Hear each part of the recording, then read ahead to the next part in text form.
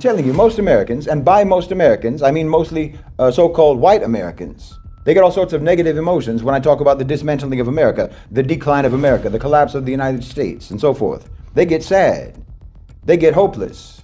They get depressed, or they get defensive, or they get despondent. And I understand why. It has historically been their system. They got enough benefit from that system to make them actually believe more deeply in the myths around that system. The truth is, they didn't enjoy benefits in that society because of democracy and freedom. They enjoyed benefits in that society because of mass murder. They enjoyed benefits in that society because of pillage, because of slavery and piracy and exploitation, and because of war and brutality. But they always thought that Uncle Sam was on their side. They thought that they were the favorite nephew of their Uncle Sam. So when they see Uncle Sam, or when they hear me talk about Uncle Sam being amputated piece by piece, it grieves them. They identify with it, right? When the United States sends someone to the moon, they'll say, we landed on the moon. When the U.S. attacks another country, they'll say, we are at war. We are at war. When they talk about the American economy, they say, our economy. You see, they identify with the American project as their project. So when that project degrades, they identify that degradation with themselves. It's personal. They take it personally. There's a sense of loss. There's a sense of disappointment. There's a sense of panic. Ever wonder why racism and white privilege really exist? It's not just about hate. It's about identity, or more accurately, the lack of it. I'm just going off the top of my head for a minute. I'm not sure there's any other way out. I've done the math. I'm not sure there's any other way out of this outside of essentially white people destroying. Ever wonder why racism and white privilege really exist? It's not just about hate.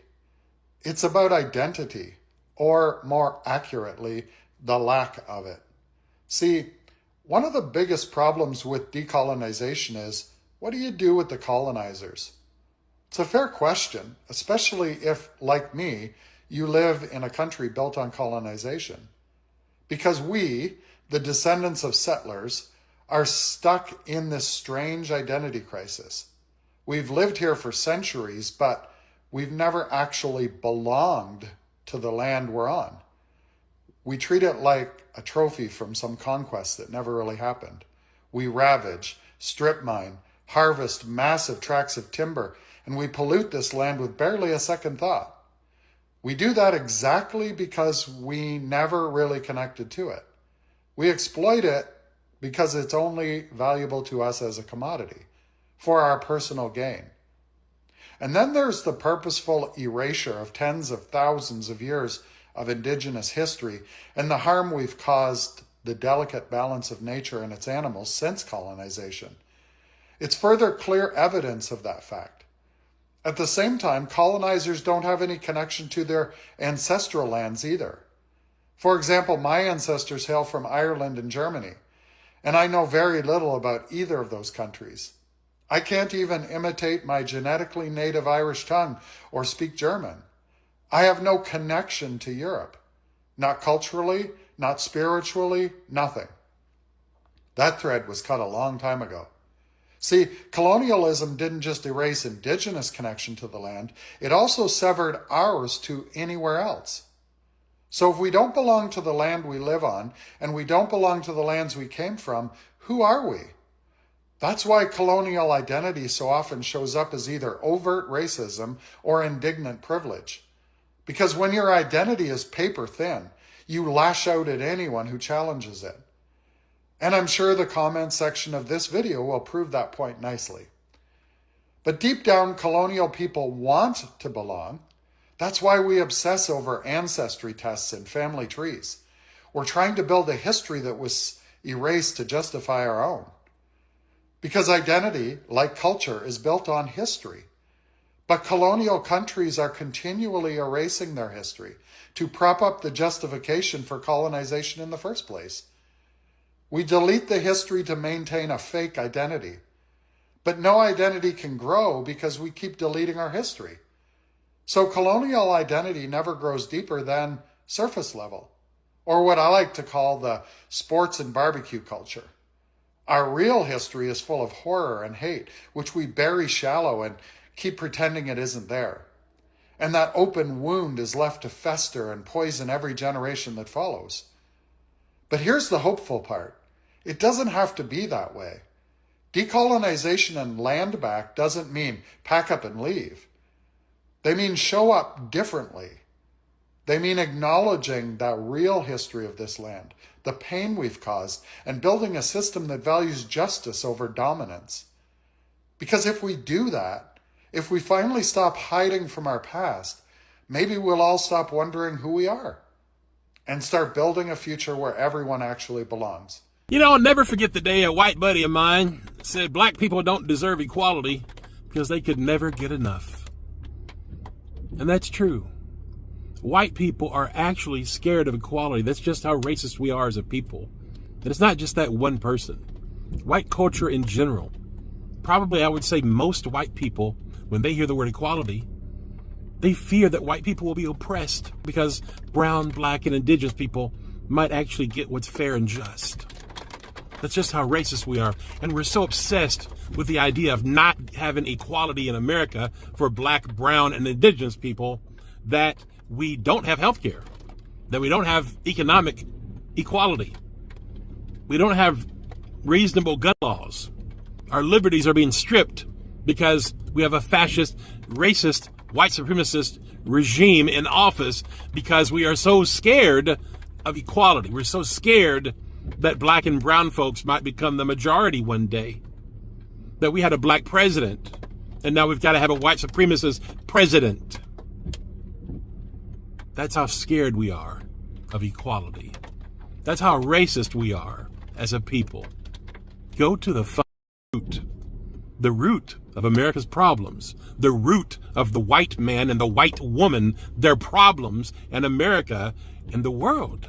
If you think about it, colonialization, white supremacy, the mentality of white people today, not just yesterday, today, right now, the denial racially, the silence, the apathy, the continuous gaslighting, all that's ruined us. It's ruined white people, and it's ruining our nation. And whose fault is it? White people's fault. Their inability to fix their God problem. Until we fix white supremacy, everything we try will fail. White Americans do not have culture or a true sense of identity, and this is why we're seeing a rise in groups like MAGA. The great majority of these white people who came to America were undesirables and decided to abandon their cultures and language in order to become white in America. And so the rise in white supremacy and right-wing ideology is not surprising when you consider that whiteness and consumerism is all these people know. They did not hold on to their original languages, customs, and traditions because capitalism was calling. And they prioritized and valued capital over culture. And now look at them. The Trump administration is pushing out propaganda saying this is our country, this is our home, these immigrants can't come in. But these people are so far removed from their actual backgrounds that they forget that their ancestors came here on boats, that their ancestors came here with nothing, that upon arriving to America, their ancestors were treated like dirt. And a lot of them are experiencing a cognitive dissonance that you or I could never understand. These people are wielding Italian, Polish, Irish last names. And even though some of them will go so far as to claim these backgrounds, the backgrounds don't claim them. Because you can say your family is Italian, but what happens when they go to Italy? How can you claim to be Italian when you don't speak the language? Comparatively, so many African Americans do not know where in Africa their ancestors came from. But the crazy thing is, a lot of European Americans don't know this either. And it's not due to slavery. It's due to their families completely abandoning this part of themselves. I'm just going off the top of my head for a minute. I'm not sure there's any other way out. I've done the math. I'm not sure there's any other way out of this outside of essentially white people destroying each other. Because, like, this country was built on white violence, specifically by white men. And I feel like that's the same way it has to crumble. And I think like, as we have seen so many non-white communities take a step back, it has really highlighted and illuminated how weak specifically white men are. Because you hear it all the time, right? If you touch my kid, I'll shoot you. If the government tries to take my guns, I'll exercise my Second Amendment rights. If you come for my neighbor, I'm coming for you. Like, all this, it just doesn't happen, dude. Like, the only that comes out right now is aimed at everybody that isn't white. And a few white people took the heat too, clearly. But I knew that peace was out the window like years ago. Like, peace rooted in white supremacy, which is just inaction and comfortability, will do nothing to stop what's happening. And I think the reality is white people that do care right now are scared to go toe-to-toe with the white supremacist violence that destroys everything else. Because you see all these white people look around and be like, well, I don't know what to do. I don't know what to do. I don't know what to do. And the reality is, like, we have to put some real shit on the line. Yeah, I mean, like, including our bodies and our lives. And what, 96% of white people aren't willing to do that shit? Well, the natural outcome of that is black and brown bodies get stacked up while white people throw a fit over being critiqued over the No Kings protests. The white men that care right now, y'all need to be in the gym or at the range. Me personally, I'm not a pacifist. I never have been. There is a lie central to American slavery, a lie that the slavers told themselves. There is no doubt that their lifestyles were opulent, that their clothes were the finest, that their wives were adorned in the newest pearls, the flashiest gemstones, that in the summers they could vacation to Europe and travel and see the world, that there is an opulence that appears genuine on the outside, but once you scratch it just a bit, you realize why the South was willing to burn the entire country down to keep their slavery. It's all rotten. It's rust underneath the gilding. That once you take that top layer of paint off, there's nothing in it but a hollow soullessness. And that hollow soullessness is reflected in the way that a planter's wife looks overlong at any slave with lighter skin than his mother and wonders, is my husband the father of that child? It is in the way that the head of the household, supposedly this moral paragon, who spends all his time abusing his female slaves in one way and beating his male slaves in another, that when he leaves the home, he too is paranoid that his wife is finding satisfaction with someone that isn't him. It's fear, rank fear, that the poor whites in the community would one day realize that the reason they are impoverished is that all of the unskilled labor, and by the 1850s, a large portion of the skilled labor, is being done by those who are owned instead of those who are free.